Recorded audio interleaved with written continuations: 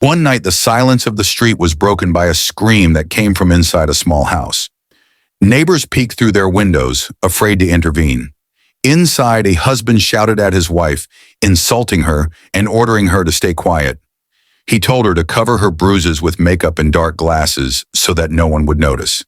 He threatened her with a belt and even with a bat. His words were harsh, echoing again and again.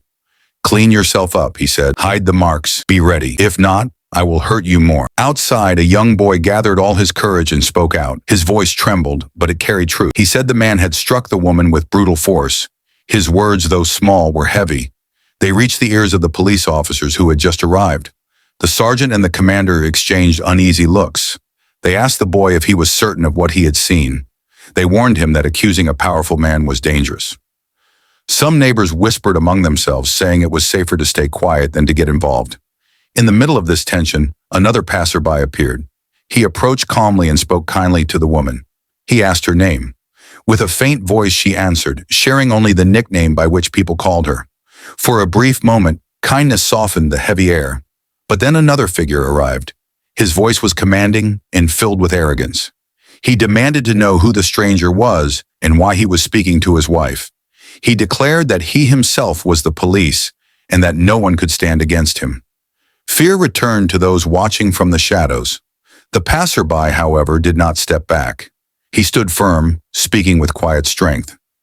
He revealed his role. He said he was a judge responsible for protecting families, women, children, and adolescents.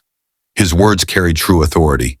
He demanded that the law be respected and that justice be done. The boy's father stepped forward to support his son, confirming that the testimony was true.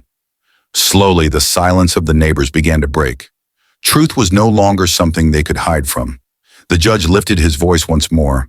He reminded everyone that without the courage of the child, the woman would have become another statistic, another victim lost to violence. He called for an end to minutes of fear, of humiliation, of pain, and of silence. That night, the people understood something powerful. They had the right to minutes of freedom, to minutes of happiness, to minutes of love, and to minutes of life. The call spread like fire. Do not remain silent. Report the violence. Protect your mother, your sister, your friend, so that no one else becomes just a number.